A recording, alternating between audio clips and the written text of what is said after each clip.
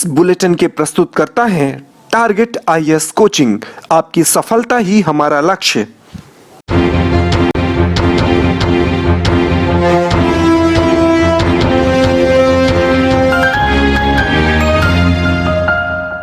नमस्कार, आप देख रहे हैं रीवा दर्शन। मैं सचेता बघेल आपके साथ। आइए जान लेते हैं क्या है आज की प्रमुख खबरें।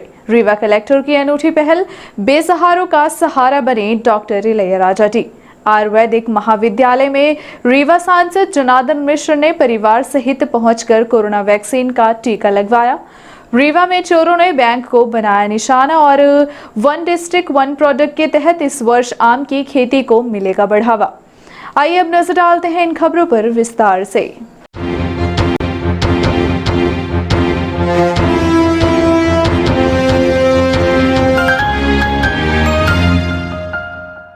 रीवा कलेक्टर की अनूठी पहल, बेसहारों का सहारा बने कलेक्टर डॉक्टर इलैयाराजा टी। जिनका कोई सहारा नहीं है उनके लिए जगाई उम्मीद। नेकडोर फाउंडेशन एक राष्ट्रीय स्तर की संस्था है जो बड़े लेवल पर कमजोर व जरूरतमंदों के लिए कई कार्य कर रही है। संस्था ऐसे बच्चों को कंप्यूटर में दक्ष बनाने के साथ ही स्किल डेवलपमेंट कराती है जिनका कोई सहारा नहीं है, ताकि समाज के वो बच्चे आगे आ सके जिनके अंदर कुछ करने की ललक तो है परंतु उन्हें कोई प्लेटफॉर्म नहीं मिल पाता।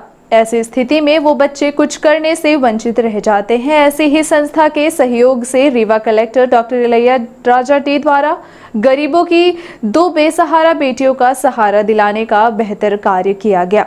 नेकडोर संस्था द्वारा कलेक्टर डॉक्टर इलैयाराजा टी की पहल पर रीवा जिले के गुड़ एवं गोविंदगढ़ की रहने वाली कई बेटियों की मदद की गई। साथ ही साधना जायसवाल को लैपटॉप भी दिया गया जिसके माध्यम से वो ऑनलाइन कंप्यूटर में दक्ष होकर स्किल डेवलपमेंट के साथ ही सेल्फ डिपेंड हो सके।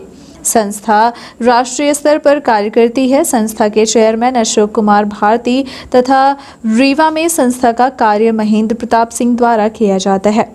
संस्था समाज के उन जरूरतमंद, असहाय और जरूरतमंद बच्चों की मदद करती है जिन्हें अपने जीवन में कुछ करना है। ऐसे बच्चों को प्रति माह 5,000 स्टाइपेंड के साथ साथ कंप्यूटर की शिक्षा एवं स्किल डेवलपमेंट कराकर उन्हें अपने पैरों पर खड़े करती है। रीवा में भी संस्था ऐसे कई बच्चों को तैयार कर रही है जिसमें प्रमुख रूप से महसाब की रहने वाली साधना जायसवाल भी शामिल हो गई हैं। साधना से जब हमारी इस संबंध में बात हुई तो उसके द्वारा बताया गया कि उसके पिताजी की मृत्यु बचपन में ही हो गई थी। उसकी मां भी नहीं है, ऐसे में उसके लिए कोई सहारा नहीं है। लॉकडाउन की अवधि में वह कई समस्याओं से जूझ रही थी जिसके बाद उसे कुछ नहीं सूझा और वह सीधे Rewa collector doctor Ilaiyaraaja T के पास पहुंच गई, जहां से उसे कई तरह की मदद मिली। उसका गरीबी रेखा का कार्ड बनवाने के साथ ही उसे खाद्यान्न व अन्य सहारा तो दिया ही गया, साथ ही कलेक्टर की पहल पर इस बेटी को नेकडोर संस्था से जोड़ने की पहल भी की गई। उसी का फलस्वरूप इस असहाय बेटी को रास्ता मिल गया और वह अत्यंत खुश है। आप खुद सुनिए साधना जायसवाल से उसके द्वारा जो समस्या मीडिया को बताई गई। इस संबंध में Rewa collector doctor Ilaiyaraaja T से बात की गई तो उन्होंने बताया कि नेकडोर संस्था समाज के कमजोर व असहाय वर्ग के लोगों के लिए बेहतर कार्य कर रही है। इनका स्किल डेवलपमेंट करने के साथ ही रोजगार के अवसर भी देती है। संस्था के माध्यम से गुड़ एवं गोविंदगढ़ की कई बेटियों की किट वितरित की गई है। साथ ही साधना जायसवाल जो काफ़ी समय से अपनी समस्या को लेकर मेरे टच में थी, उसे लैपटॉप के साथ ही उनकी अन्य मदद भी की गई है। सर, मेरे पापा बचपन में एक्सपायर हो गए थे, फिर मम्मी भी एक्सपायर मेरे 1.5 साल हुए। फिर घर को चलाने में बहुत समस्या हो रही थी, लॉकडाउन भी था। फिर हमें लगे घर के खर्चा कैसे चले और लॉकडाउन में खेतों किसानी का भी काम बंद हो गया था उस टाइम पे और घर में पैसा एक भी नहीं था। हमें लगा कैसे क्या करें। फिर हमें भी यहाँ पे आए तो चलते हैं, सर से कुछ हेल्प लेते हैं, हमारी हेल्प करेंगे। फिर आए तो सर हमारी बहुत हेल्प किए। हमें राशन वो दिलवाएँ और राशन कार्ड बनवाएँ और यही बोल रहे थे कुछ करने के लिए, तो नेकडोर में बोले जुड़ने के लिए। और मेरे इस टाइम पे पैसा एक भी नहीं था घर चलाने के लिए। फिर सर ने हमें सहायता राशि दी, बहुत हेल्प किए हैं। अब आगे भविष्य में क्या बनना चाहती हैं, क्या करना चाहती हैं? सोचते हैं सर इसी को आगे बिजनेस चलाएँ, यही नेकडोर, यही ऑनलाइन सब काम। परिवार में कौन कौन है आपके? हम लोग 4 बहन हैं, एक भाई है, तो 2 बहनों की शादी हो गई है, एक भैया है, बब्बा हैं। किस क्लास में पढ़ती हैं? इस साल काउंट है। अभी आज संस्था द्वारा लैपटॉप भी दिया गया है। जी सर। तो क्या आगे फिर इससे लैपटॉप की मदद से आगे क्या करेंगे आप? सर इसी यही बिजनेस को आगे बढ़ाएंगे। लैपटॉप वितरित किया गया है और भी कई जरूरतमंदों को सामग्री उपलब्ध कराई गई। क्या सर इसका उद्देश्य था, किस तरीके की संस्था है? ये कार्यक्रम नेकडोर एक संस्था है, एक कमज़ोर वर्ग के लिए मतलब है ना काम करती है। वो संस्था बहुत कुछ है ना काम करती है, लोगों के स्किल डेवलपमेंट कराती है, फिर उसके माध्यम से उनको रोज़गार का अवसर है ना प्रदान करते हैं। तो उन लोगों को मेरे पास कॉल आए थे कि हम लोग है ना इस प्रकार का कुछ कार्यक्रम करना चाहते हैं। एक बच्चे तो हमसे पहले से है ना टच में थे, आई थिंक जन सुनाई में एक बार आई थी। उनका प्रॉब्लम उनका पेरेंट्स नहीं है, सो उनका है ना अपना उनको ये भी है कि उनका सिस्टर भी है, उनका सपोर्ट कर रही थी। सो उसका लगातार हम लोग सपोर्ट करते आ रहे हैं, तो उसको तत्काल लिंकेज कराए थे। सो नागडोर संस्था ने आज हमारी गुड और गोविंदगढ़ दोनों के ना कुछ लोगों के लिए सेफ्टी किट है, उसको ना प्रदान किया है। उसके साथ साथ उन्होंने वो जयसवाल है उनकी लड़की को लैपटॉप किया है, वो हायर सेकेंडरी स्कूल में है, और साथ साथ में कंप्यूटर कोर्स भी करा देगी। सो जैसे वो हायर सेकेंडरी पास हो जाएगी तो अपना फैमिली को साथ में पढ़ाई के साथ साथ है ना मतलब फैमिली को सपोर्ट करने का काम भी है ना कर सकेगी। आयुर्वेदिक महाविद्यालय में रीवा सांसद जनार्दन मिश्र ने परिवार सहित पहुंचकर कोरोना वैक्सीन का टीका लगवाया। आयुर्वेदिक कॉलेज में शनिवार को पूरे परिवार के साथ पहुंचे रीवा सांसद जनार्दन मिश्र ने कोरोना वैक्सीन का टीका लगवाया और मीडिया को जानकारी देते हुए बताया कि वैज्ञानिकों के अनुसार तीसरी लहर बहुत जल्द आने वाली है, जो सीधे बच्चों पर असर करेगी, जिसको देखते हुए कोरोना का टीका लगवाना जरूरी है। जी हाँ, अब वैक्सीनेशन के अलावा कोई विकल्प नहीं है कोरोना से बचने का, और जैसी संभावना व्यक्त की जा रही है, विशेषज्ञों ने बताया कि तीसरी लहर आएगी और उसमें सर्वाधिक प्रभावित बच्चे होंगे। मेरे घर में भी मेरे लड़की का लड़का छोटा है, वो रहता है, इसलिए मेरी लड़की, मेरा लड़का और मेरे लड़की का लड़का, ये तीनों लोग हम एक साथ वैक्सीनेशन के लिए आए हैं। तो स्वयं भी ये बचेंगे और जो हमारा छोटा नाती है वो भी बचेगा। इस वजह से बच्चों को बचाने के लिए हर व्यक्ति से मेरा आग्रह है कि उसका नंबर आए, वैक्सीनेशन करा लें, जिससे हमारे बच्चे बच सकें और हम भी सुरक्षित रह सकें। आम नागरिकों से भी अपील की? मेरा सभी पूरे ज़िले के नागरिकों से अनुरोध है कि जो तीसरी लहर आने वाली है और उसमें सर्वाधिक बच्चों के संक्रमण की आशंका जताई जा रही है, इसलिए बच्चों को बचाने के लिए अपने आप को सुरक्षित रखना ज़रूरी है और सुरक्षा का एकमात्र उपाय है वैक्सीनेशन। इसलिए पूरे समाज से मेरा आग्रह है कि जब उनका नंबर आए वो निश्चित रूप से वैक्सीनेशन करा लें। वैक्सीन से डरने की आवश्यकता नहीं है। 1-2 दिन हल्का फुल्का बुखार आ सकता है, वो इस बात का प्रमाण है कि ये वैक्सीन का असर हमारे शरीर पर हो रहा है। उससे डरने की ज़रूरत नहीं है, अफवाहों पर ध्यान देने की ज़रूरत नहीं। अफवाहें जो कोई भी फैला रहे हैं वो हमारे दुश्मन हैं, हमारे बच्चों के दुश्मन हैं। इसलिए इन दुश्मनों से सावधान रहने की ज़रूरत है, अफवाहों से बचने की ज़रूरत है। रीवा में चोरों ने बैंक को बनाया निशाना। रीवा में बेखौफ चोरों ने बैंक की दीवार काटकर चोरी करने की नाकाम कोशिश की। चोरों ने दीवार को तोड़ी और फिर अंदर आने लगे, लेकिन लॉकर नहीं खोल पाए और पकड़े जाने के डर से फरार हो गए। यह पूरी वारदात सीसीटीवी कैमरे में कैद हो गई, जिसके माध्यम से चोरों की तलाश की जा रही है। यूपी के सीमावर्ती इलाके में चोरों के हौसले बुलंद हैं। मामला त्योथर पचामा स्थित पंजाब नेशनल बैंक का है, जहां गत दिवस दरमियानी रात अज्ञात चोरों ने बैंक को निशाना बनाया और अलसुबह 3 बजे के लगभग बैंक में पीछे की दीवार को काटकर लूट की घटना को अंजाम देने की नाकाम कोशिश की। चोर बैंक के अंदर प्रवेश तो कर गए, लेकिन सुरक्षा के पुख्ता व्यवस्था होने से चोरी नहीं कर पाए। बैंक के लॉकर और एटीएम में लाखों थे। पकड़े जाने के डर से चोर वहां से भाग गए, वहीं उसी रास्ते से बाहर निकल गए। सीसीटीवी में यह पूरी घटना कैद हुई। बैंक की चाक चौबंद व्यवस्था की बदौलत अज्ञात चोर चोरी की घटना को अंजाम नहीं दे पाए। सूचना मिलने पर बैंक मैनेजर और पुलिस बल मौके पर पहुंचा। पुलिस मामले की जांच में जुटी है। नेशनल बैंक में दीवार में सेल मारी कर चोरी का प्रयास किया गया है, तो सर क्या है पूरा मामला? मामला ये है कि रात के करीब 3:30-4 बजे लोगों ने दीवार तोड़ करके अंदर घुस के पैसे चोरी करने के प्रयास किया, लेकिन सफल नहीं हो पाया। पैसे कोई चोरी नहीं हो पाई है। सर बैंक का कुछ नुकसान भी हुआ है? नुकसान काउंटर को नुकसान किया है। तो सर नकदी कितनी गई होगी? नकदी वगैरह के बारे में अभी तो नहीं बता पाऊंगा। नकदी चोरी गई ही नहीं, नकदी चोरी नहीं हुई? कुछ नहीं गई। तो पुलिस में प्रकरण दर्ज हुआ है? हाँ, प्रकरण दर्ज हो गया। सुबह में ही पुलिस विभाग के लोग आए थे, इंक्वायरी हो गई है, सारी देख करके चले गए हैं। सर अब बैंक की सुरक्षा व्यवस्था को लेकर आप लोगों की तरफ से क्या प्रयास किए जा रहे हैं? बैंक में गार्ड वगैरह की सुविधा है कि नहीं है? नहीं, गार्ड तो हमारे हैं, लेकिन नाइट गार्ड नहीं है। दिन में रहते हैं, बैंक की तरफ से दिन में गार्ड रखने की व्यवस्था है, नाइट गार्ड की कोई व्यवस्था नहीं है। सर आपके पीएनबी बैंक में एटीएम भी संचालित है, ऐसे में गार्डों का न होना बड़ी लापरवाही भी दिख रही है। और गार्ड के लिए तो हम लोग प्रयास करते हैं, लेकिन ऊपर अब बहुत रेट लिखूंगा मैं, कम से कम हमारे लिए नाइट गार्ड की भी व्यवस्था की जाए।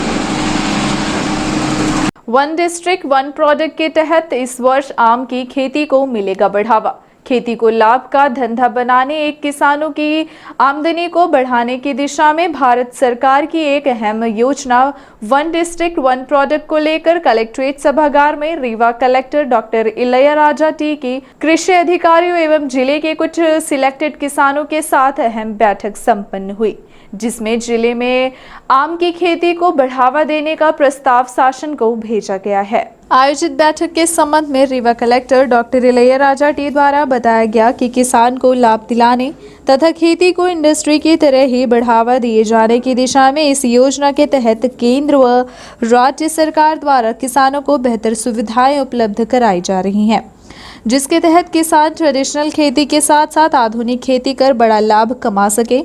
इसके साथ ही अन्य कृषि संबंधित कार्यों को बढ़ावा मिल सके। भारत सरकार की महत्वाकांक्षी योजना वन डिस्ट्रिक्ट वन प्रोडक्ट से जुड़ने वाले किसानों को सरकार 30% की सब्सिडी भी देगी। फिलहाल जिले के 16 किसान अभी इस सेलेक्ट मुहिम में जुड़े हुए हैं। आगे कृषि को बढ़ावा देने सहित किसानों की आमदनी को बढ़ाकर खेती को लाभ का धंधा बनाने की दिशा में अनेकों प्रयास किए जाएंगे। साथ ही बड़ी तादाद में इस मुहिम से किसानों को जोड़ा जाएगा ताकि इसका ज़्यादा से ज़्यादा लाभ किसानों को मिल सके। आयोजित बैठक के दौरान Rewa collector doctor Ilaiyaraaja T के अलावा कृषि अधिकारी एवं जिले के कुछ सेलेक्टेड किसान मौजूद रहे। बैठक में लिए गए निर्णय और उससे होने वाले किसानों को लाभ के संबंध में रीवा कलेक्टर से बात की गई तो उन्होंने इस संबंध में विस्तार से जानकारी दी। हमारी वो भारत सरकार मध्य प्रदेश शासन की योजना है वन डिस्ट्रिक्ट वन प्रोडक्ट। उसमें अभी फ़िलहाल तो हल्दी है ना मतलब सेलेक्टेड है, बट हम लोग आम के लिए प्रस्ताव भेजे हैं। बट इस साल में हमारे टारगेट में ऐसे कोई भी किसान का अपना एग्जिस्टिंग है ना कोई भी उत्पादकता है ना करा रहा है, मतलब है ना वो अनऑर्गेनाइज्ड वे में कराता है, कोई रजिस्टर्ड नहीं है, छोटी मोटी है ना मतलब छोटी लेवल पे प्रोसेसिंग है ना अपना घर पे करता है, तो उनके लिए ये योजना है वन डिस्ट्रिक्ट वन प्रोडक्ट के अंतर्गत। इसमें मतलब है ना गवर्नमेंट की ना सब्सिडी है 35% तक है ना सब्सिडी है, उसमें और भी है ना लाभ मिलेगा और गवर्नमेंट है ना पूरी हैंड होल्डिंग कराएगी उनको रजिस्ट्रेशन का, उनका बिजनेस को आगे बढ़ाने के लिए है। सो हम लोग आज है ना 16 किसान के आसपास हम लोग ने बुलाए हैं, उनको DPR बनाने के लिए हम हैंड होल्डिंग कराएंगे, उसके बाद बैंक में केसेस लगवाएंगे और उनको है ना सैंक्शंस करा के इस स्कीम के अंतर्गत लाएंगे। सो मेरा है ना पूरी हमारी रीवा जिले के है ना किसान से मेरा अपील है, स्पेशली हॉर्टिकल्चर की सेक्टर पे, हॉर्टिकल्चर की क्षेत्र पे कोई भी व्यक्ति अपना घर पे इस प्रकार का छोटा सा है ना अनऑर्गेनाइज्ड वे में प्रोसेसिंग इंडस्ट्री ना चलाता है, छोटा सा काम भी करता है, जैसे कोई हल्दी का काम करा रहा है, कोई है ना हनी का शहद का है ना मतलब है ना काम करा रहा है, कोई ऑलरेडी ना आम का कुछ काम है ना कराता है। सो इसी प्रकार का किसान है वो अपना इस योजना का फ़ायदा लेना चाह रहे हैं तो हमारा हॉर्टिकल्चर डिपार्टमेंट या मेरे स्वयं संपर्क करेंगे तो हम तत्काल आपको इस योजना के अंतर्गत है ना कितने भी सब्सिडी है और बिज़नेस आगे बढ़ाने के लिए आपको सारे रजिस्ट्रेशंस वगैरह दिला करके ऑर्गेनाइज्ड सेक्टर में लाने के लिए ये ना काम कराएंगे। ये किसी बहुत अच्छा योजना है, बट इसमें हम लोग वन डिस्ट्रिक्ट वन प्रोडक्ट में इस साल के लिए हम आम को है ना चुना है आने वाला समय के लिए, उसका ऑलरेडी प्रस्ताव है भेजा जा चुका है। जैसे गवर्नमेंट ऑफ इंडिया से ना अनुमोदन हो जाएगा उसके बाद हम लोग आम का है ना प्रोडक्शन और आम के कितने भी बाई प्रोडक्ट्स है, पिकल से लेकर अचार से लेकर है ना जान से लेकर मतलब कितने भी है उस इंडस्ट्रीज़ को हमारे डिस्ट्रिक्ट में ना बढ़ावा दे सकता है। तो हम उसको भी लगातार हम लोग अभी इन्विटेशन इन्वाइट करेंगे कुछ लोग ऑलरेडी अच्छा काम कर रहे हैं आम में, एक्सपोर्ट तक कर रहे हैं, मतलब है ना मुंबई और इवन दूसरे कंट्रीज़ को एक्सपोर्ट भी ना यहाँ से ना कर रहे हैं। सो उनको भी ना मेरे किसान से अपील है कि आप लोग है ना एडमिनिस्ट्रेशन की ओर से सपोर्ट चाहते हो तो बिल्कुल बिना हेसिटेशन का है ना हमसे संपर्क करें।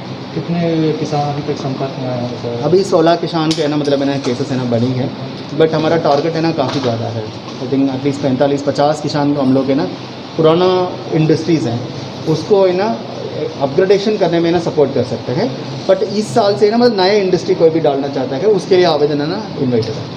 आम आदमी पार्टी जिलाध्यक्ष के ऊपर हुआ मामला दर्ज। हाल ही में आप पार्टी जिलाध्यक्ष प्रमोद शर्मा द्वारा अपने ऊपर जानलेवा हमला किए जाने का जो आरोप लगाया गया है वह मिथ्या व निराधार है। यह कहना है उन लोगों का जिनके खिलाफ प्रमोद शर्मा ने पुलिस कप्तान को ज्ञापन सौंपा है और कूट रचित तरीके से जानलेवा हमला करने का आरोप लगाया है। जिस शिक्षक व कई अन्य लोगों पर हमला करने का आरोप लगाया गया है उनका इस घटना से दूर दूर तक कोई लेना देना ही नहीं है, बल्कि इनका आरोप यह है कि गरीब युवक के साथ स्वयं आप नेताओं ने मारपीट कर उसके बाद मामले से बचने उनके द्वारा विधायक को फंसाने का यह षड्यंत्र किया गया।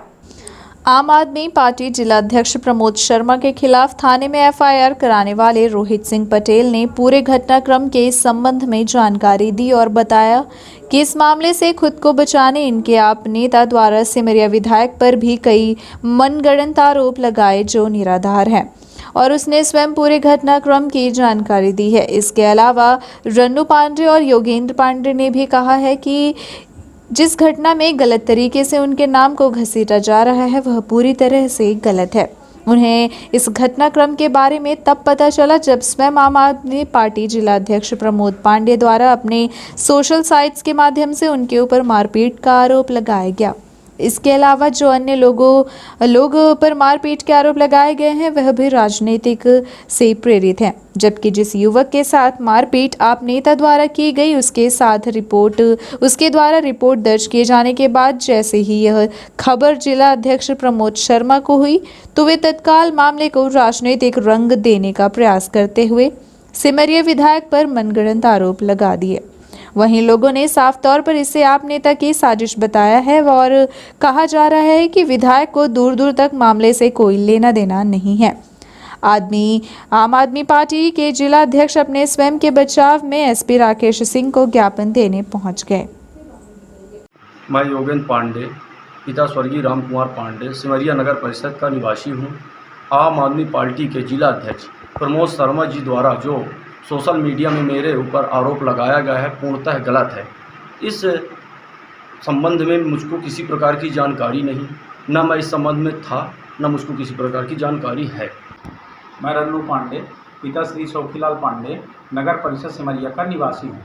पिछले दिनों मैंने आम आदमी पार्टी के जिला अध्यक्ष प्रमोद शर्मा जी का सोशल मीडिया के माध्यम से एक बयान सुना, जिसमें उन्होंने कहा कि उनके साथ मारपीट हुई है और इस मारपीट में रन्नू पांडे सम्मिलित थे।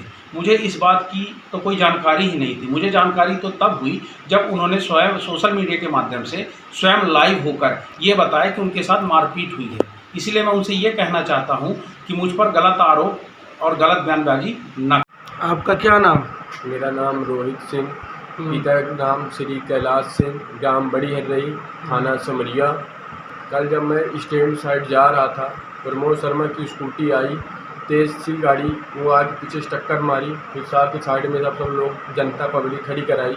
फिर जब मैं उससे गया कि मैं भाई ऐसे क्यों आपने ठोक दिया, तो उन्हें बोला कि तो मुझे जानता नहीं कि मैं आम आदमी पार्टी का वो नेता हूँ। मैं बोला कि आप आम आदमी पार्टी नेता हो तो क्या हुआ। उसने बोला कि मैं तेरे ऊपर जो भी चाहूँ वो केस लगा के तुझे अंदर बिड़वा दूँगा।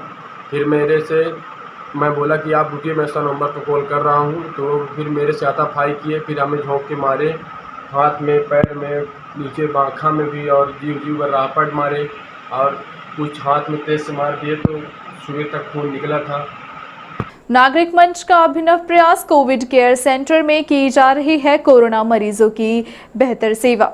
कोरोना संक्रमित मरीजों की बेहतर सेवा और सुविधा के लिहाज से जेपी परिसर में पूर्व कैबिनेट मंत्री एवं रीवा विधायक राजेंद्र शुक्ल के मार्गदर्शन में नागरिक मंच, जिला प्रशासन एवं जेपी ग्रुप के संयुक्त तत्वावधान में प्रारंभ किए गए कोविड केयर सेंटर में किए गए कोरोना संक्रमित मरीजों के लिए वरदान साबित हो रहा है। यहाँ आने वाले मरीजों को बेहतर इलाज के साथ साथ उनकी प्रत्येक सुख सुविधाओं का भी ध्यान रखा जाता है। यहाँ की व्यवस्था में चिकित्सकों की टीम का एक बेहतर दल तो तैनात ही किया गया है, साथ ही सामाजिक सरोकार से जुड़े लोग भी अपना समय देकर लोगों की सेवा और व्यवस्था बनाने की दिशा में कोई कोर कसर नहीं छोड़ रहे। फिर चाहे मरीजों को स्वास्थ्य लाभ दिलाने की बात हो या फिर मरीज की हर सुख सुविधाओं का ध्यान रखना, किसी भी कार्य में कोई कोताही नहीं बरती जा रही है और अब तो अधिक से अधिक मरीज भी जेपी परिसर में बनाए गए इस कोविड केयर सेंटर से अच्छी जगह कहीं और नहीं मान रहे तथा लोग इलाज कराने पहुंच रहे हैं। नागरिक मंच के संस्थापक कैलाश कोटवानी बताते हैं कि यहां भर्ती मरीजों की तमाम व्यवस्था देखकर अत्यंत संतुष्टि और सुकून मिलता है, क्योंकि इस संकट की विपरीत घड़ी में नागरिक मंच द्वारा मरीजों एवं मेडिकल स्टाफ के लिए स्वल्पाहार से लेकर प्रत्येक दिन अलग अलग व्यंजन की डिशेज दी जाती हैं। भोजन में अत्यंत स्वादिष्ट एवं स्वच्छ भोजन दिया जाता है। तो वहीं गुरुवार को यहां रहने वाले चिकित्सकों व अन्य कर्मचारियों के साथ मरीजों को स्वादिष्ट खीर एवं नमकीन परोसी गई। यहाँ इलाज कराने आए कोरोना संक्रमित मरीजों ने भी बताया कि कोविड केयर सेंटर में दवाइयों के साथ साथ काढ़ा, चाय, नाश्ता एवं अच्छा सात्विक भोजन, फल, फ्रूट्स एवं हल्दी वाला गर्म दूध भी समय समय पर मिल रहा है। सेंटर की व्यवस्था से यहाँ रहने वाले मरीज भी अत्यंत खुश हैं और वह संतुष्ट देखे जा रहे हैं और यहाँ आकर अपने आप को स्वस्थ भी महसूस कर रहे हैं। सेंटर में जिला स्वास्थ्य विभाग द्वारा प्रशिक्षित मेडिकल स्टाफ व मरीजों के लिए दवाइयां उपलब्ध कराई जा रही हैं। वहीं कोविड सेंटर के संचालन में collector doctor Ilaiya Raja T का अहम मार्गदर्शन व सिमरिया विधायक केपी त्रिपाठी का भरपूर सहयोग मिल रहा है। बताया गया है कि मरीजों के लिए भाप मशीन, थर्मामीटर, पल्स ऑक्सीमीटर और गर्म पानी की व्यवस्था के साथ ही उनके मनोरंजन के लिए कैरम, लूडो, चेस, टेलीविजन और बड़ी स्क्रीन एलईडी की व्यवस्था बनाई गई है ताकि मरीज भरपूर मनोरंजन कर सकें। वहीं मरीज के स्वस्थ होकर डिस्चार्ज होने पर च्यवनप्राश, गिलोयन वटी, अणु तेल, टिकुट, चूर्ण, सैनिटाइजर, मास्क सहित इम्यूनिटी बूस्टर किट भी प्रदान की जाती है। आपको बता दें कि कोविड केयर सेंटर के बाहर कंट्रोल रूम बनाया गया है, जहां से व्यवस्था का निरंतर जायजा नागरिक मंच के वॉलेंटियर कैलाश कोटवानी, विवेक दुबे, सरदार प्रहलाद सिंह, संजय गुप्ता, मधुसूदन खरे, अनिल केसरी, राजकुमार टिलवानी एवं शंकर सहानी देख रहे हैं। जैसा कि आपने देखा होगा, पिछले कुछ समय से कोरोना का संक्रमण काफ़ी बढ़ रहा था, कोरोना के मरीज भी बढ़ रहे थे। उस स्थिति में रीवा के अस्पतालों में जगह नहीं थी, मरीज ज़्यादा हो रहे थे। उसको देखते हुए हमारे रीवा के जनप्रिय नेता, विकास पुरुष एवं साथ में जो जन भावना और जन सेवक, मानव सेवा के प्रति समर्पित हमारे रीवा विधायक राजेंद्र शुक्ल जी, पूर्व मंत्री एवं रीवा के dynamic collector Ilaiya Raja T द्वारा यह निर्णय लिया गया कि आगे अगर पेशेंट या केस बढ़ते हैं तो उसके लिए कोई स्थान होना चाहिए। उसके लिए उन्होंने निर्णय लिया कि रीवा में एक कोविड केयर सेंटर स्थापित किया जाए। किस संस्था के माध्यम? जी, हम लोग नागरिक मंच से यहाँ सेवा करने के लिए आते हैं, जो कि हमारे माननीय पूर्व मंत्री श्री राजेंद्र शुक्ल जी की प्रेरणा रही है कि रीवा में कोई भी भूखा ना रहे, कोई बिना स्वास्थ्य के ना रहे। तो इस समय स्वास्थ्य का जो संकट आया था कोरोना काल में, तो उनकी जो दूरदृष्टि, पक्का इरादा वाली बात है, उनकी दूरदृष्टि से यह लगा और डॉक्टर इलैया राजा टी, हमारे यहाँ के कलेक्टर महोदय जी ने यहाँ देखा कि इस समय मरीजों को ऑक्सीजन की बहुत कमी हो रही। तो यहाँ जो जेपी प्लांट में ऑक्सीजन की व्यवस्था थी और 50 बेड का ऑक्सीजन बेड बनाकर रेडी रखा गया है। इसलिए यहाँ पर कोरोना सेंटर बनाया गया है ये, कोविड केयर सेंटर जो 350 बेड का क्वारंटाइन सेंटर है और 50 बेड का ऑक्सीजन बेड के लिए तैयार है। कभी भी भविष्य में जरूरत पड़े अगर तो हमारा यहाँ बनकर तैयार है और हम सब सेवा के लिए समर्पित हैं। यहाँ पर हम लोग प्रतिदिन आते हैं और प्रतिदिन मरीजों को खेलने की क्या व्यवस्था है, आज भोजन में क्या बना है, आज कभी फल देते हैं, कभी खीर देते हैं, कभी नमकीन देते हैं, कभी सेव है, इस तरीके से उनके खेलने की व्यवस्था, उनके मनोरंजन की व्यवस्था, उनके खेलने के लिए यहाँ कैरम है, लूडो है, चेस है और टीवी है, बड़ी सी LED लगी हुई है जिससे वह स्वस्थ मनोरंजन भी लेते रहें, साथ में स्वास्थ्य लाभ भी लेते रहें। कलेक्टर के नाम फर्जी आदेश जारी कर मानवाधिकार आयोग में शिकायत दर्ज करने का मामला आया सामने। सिविल लाइन पुलिस ने दर्ज किया FIR, आरोपी फरार। फर्जीवाड़ा करने वाले लोगों के हौसले इतने बुलंद हैं कि कलेक्टर के नाम पर भी फर्जी आदेश जारी करने में जरा भी संकोच नहीं कर रहे हैं। एक मामला सामने आया जिसमें मानवाधिकार आयोग में शिकायत दर्ज की गई है, जिसमें कलेक्टर के फर्जी हस्ताक्षर के साथ बकायदा आदेश जारी कर उसी के आधार पर मानवाधिकार आयोग में शिकायत की गई है। हालांकि जांच में यह आदेश फर्जी पाया गया है, जिसके आधार पर पुलिस ने शिकायतकर्ता के खिलाफ मामला दर्ज किया है। जिला कलेक्टर कार्यालय से 2 आदेश जारी किए गए थे, जिसमें शिकायतकर्ता रामबदन साकेत पिता वंशराखन निवासी रिमारी थाना सिरमौर के खिलाफ थे। कलेक्टर के हस्ताक्षर से जारी इन दोनों आदेशों को आधार पर बनाकर मानवाधिकार आयोग में इस पूरे मामले में शिकायत की गई थी, जिसमें दोनों आदेशों के अलावा सिविल लाइन थाने के तत्कालीन थाना प्रभारी अनिमेश द्विवेदी पर मारपीट का आरोप लगाया गया था। साथ ही कलेक्टर कार्यालय से जारी हुए आदेशों की जांच पुलिस विभाग को मिली है, जिसमें अतिरिक्त पुलिस अधीक्षक ने इसकी जांच की। जांच में शिकायतकर्ता से पुलिस ने इन दोनों आदेश में कहा और किस माध्यम से प्राप्त हुए हैं इस संबंध में जानकारी प्राप्त की गई, लेकिन शिकायतकर्ता कोई संतोषजनक जवाब नहीं दे पाए, जिसकी जानकारी पुलिस द्वारा कलेक्टर कार्यालय से प्राप्त की तो दोनों आदेश फर्जी निकले। कलेक्टर के हस्ताक्षर से ऐसे आदेश कभी जारी नहीं किए गए, बल्कि खुद शिकायतकर्ता द्वारा प्रशासन व पुलिस के अधिकारियों को फंसाने के लिए फर्जी आदेश बनवाए गए और उसमें कलेक्टर के हस्ताक्षर भी कर दिए गए, जिसमें सिविल लाइन थाने में तत्कालीन थाना प्रभारी अनिमेश द्विवेदी को भी मारपीट के झूठे मामले में फंसाने का प्रयास किया गया है। पूरे मामले की बारीकी से जांच के बाद अतिरिक्त पुलिस अधीक्षक द्वारा जांच प्रतिवेदन के आधार पर सिविल लाइन थाने में आरोपी के खिलाफ 153 ख 420, 465, 471 के तहत मामला दर्ज किया गया है। पुलिस पूरे मामले की जांच कर तथ्यों को जुटाने में लगी हुई है। रामबदन साकेत नामक व्यक्ति द्वारा कलेक्टर साहब के फर्जी आदेश बना करके और TRS कॉलेज के प्रिंसिपल के विरुद्ध रिपोर्ट की गई थी मानवाधिकार में, जिसकी जांच श्रीमान अतिरिक्त पुलिस अधीक्षक महोदय रीवा के द्वारा की गई। जांच पर उसके द्वारा जो आदेश जारी कराए गए थे वो झूठे होना पाए गए और आरोपी का एकत्र धारा 420, 153 खा 465, 471 ताजीरात के दंडित पाए जाने से उसके विरुद्ध प्रकरण पंजीबद्ध कर विवेचना में लिया गया है। मामले की विवेचना की जा रही है।